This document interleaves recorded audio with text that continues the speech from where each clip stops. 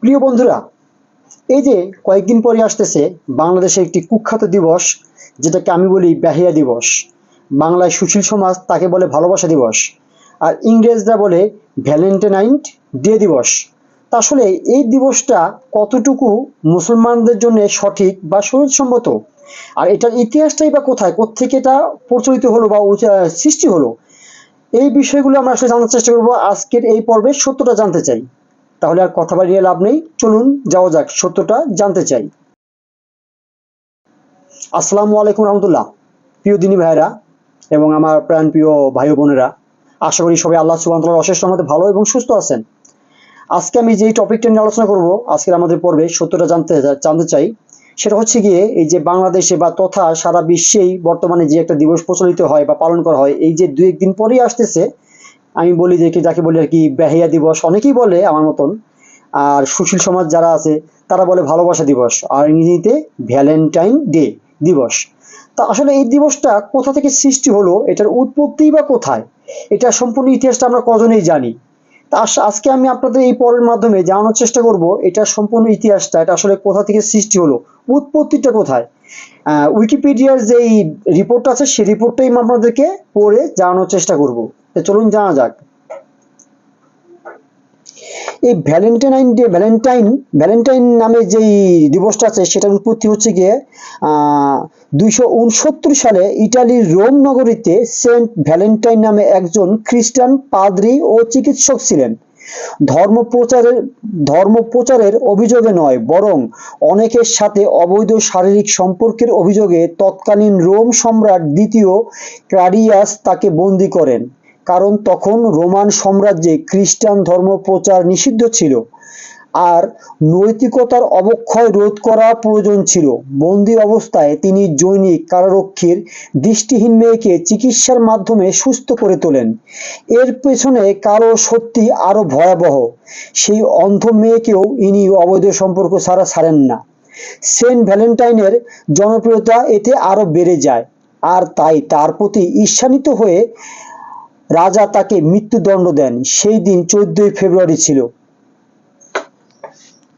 এই পয়েন্টটা আপনারা নোট করুন। তা কি বলতেছে এখানে, জিনিসটা আমি আবার পড়ি। বিষয়টা হচ্ছে গিয়া, এর পেছনে কারো সত্যি আরো ভয়াবহ, সেই অন্ধ মেয়েকেও ইনি অবৈধ সম্পর্ক ছাড়া ছাড়েন না। সেন্ট ভ্যালেন্টাইনের জনপ্রিয়তা এতে আরো বেড়ে যায়, আর তাই তার প্রতি ঈর্ষান্বিত হয়ে রাজা তাকে মৃত্যুদণ্ড দেন। সেই দিন ছিল 14 ফেব্রুয়ারি। একজন খ্রিস্টান পাদ্রীর মৃত্যু দিবসকে আমরা বানিয়ে নিয়েছি ভালোবাসা দিবস। কি একটা হাস্যকর বিষয়। অতঃপর 1496 সালে পপ সেন্ট জেলাসিও একমো জুলিয়াস ভ্যালেন্টাইন স্মরণে 14 ফেব্রুয়ারিকে ভ্যালেন্টাইন দিবস ঘোষণা করেন। অর্থাৎ এর কি তাদের জেলে গিয়া পপ ছিল ধর্ম প্রচারক, যেহেতু উনি, তারা চিন্তা করলো যে আমাদের এমন একজন ধর্ম প্রচারক, তার নামে যে একটা কুৎসা রটানো হয়েছে, সেই কুৎসাটা আর কি সত্য ঘটনা যদিও, সেটাকে কিভাবে ঢাকা যায়, সেটা ঢাকার জন্য তারা সেই দিবসটাকে একটা ভালো একটা আর কি মোড়কে সাজিয়ে সবার সামনে উপস্থাপন করলো যে আমরা তো পাপ করেছি, এবার তোমরা সারা দুনিয়ার মানুষ পাপ করো, গাধার দল, সবাই তাই করো।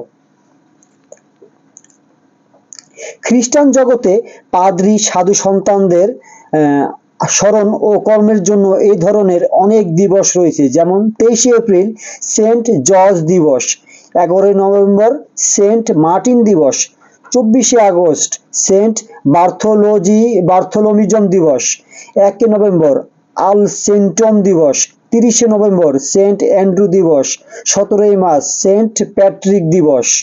পাশ্চাত্যের ক্ষেত্রে জন্মদিনের উৎসব, ধর্ম উৎসব সর্বক্ষেত্রেই ভোগের বিষয়টি মুখ্য, তাই গির্জার অভ্যন্তরেও মদ্যপানে তারা কসুর করে না। খ্রিস্টীয় এই ভ্যালেন্টাইন দিবস চেতনা বিনিষ্ট হওয়ায় 1776 সালে ফ্রান্স সরকার কর্তৃক ভ্যালেন্টাইন দিবস নিষিদ্ধ করা হয়। ইংল্যান্ডে ক্ষমতাসীন পিউরিটানরাও একসময় প্রশাসনিকভাবে এই দিবস উদযাপন নিষিদ্ধ ঘোষণা করে। এছাড়া অস্ট্রিয়া, হাঙ্গেরি ও জার্মানিতে বিভিন্ন সময় এই দিবস প্রত্যাখ্যাত হয়। সম্প্রতি পাকিস্তানেও 2017 সালে ইসলাম বিরোধী হওয়ায় ভ্যালেন্টাইন উৎসব নিষিদ্ধ করে সে দেশের আদালত। বর্তমানকালে পশ্চাৎ এই উৎসব মহাসমারোহে উদযাপন করা হয়। যুক্তরাজ্যে মোট জনসংখ্যার অর্ধেক প্রায় 100 কোটি পাউন্ড ব্যয় করে এই ভালোবাসা দিবসের জন্য কার্ড, ফুল, চকলেট, অন্যান্য উপহার সামগ্রী ও শুভেচ্ছা কার্ড ক্রয় করে এবং আনুমানিক প্রায় 2.5 কোটি শুভেচ্ছা কার্ড আদান প্রদান করা হয়।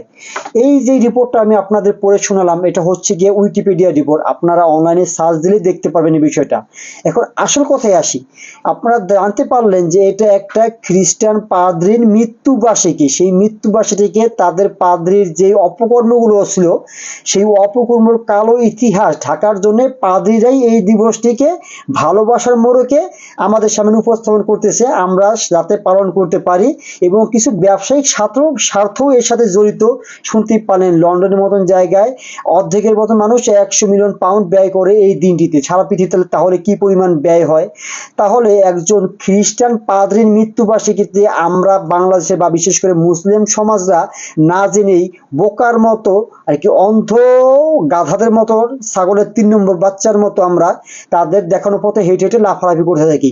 কারণ এই বিষয়টা কতটুকু ইসলাম সম্মত বা শরীয়ত সম্মত, সেই বিষয়টা যাচাই বাছাই করার ভার দায়িত্ব আমি আপনাদের উপরে ছেড়ে দিলাম। আপনারা এই বিষয়টা ভেবে দেখুন এবং চিন্তা করে দেখুন, এটা আসলে কি আমাদের পালন করা উচিত নাকি এর থেকে আমাদের বিরত থাকা উচিত।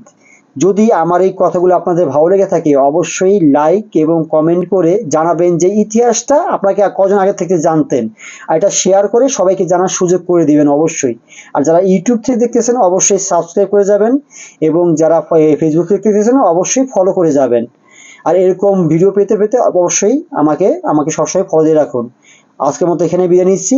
নেক্সটে নতুন আরো একটি পর্বতের সত্যটা জানতে চাই নিয়ে আবার আপনাদের সামনে হাজির হয়ে যাব। আজকের মতো এখানে বিদায়। আল্লাহ হাফেজ।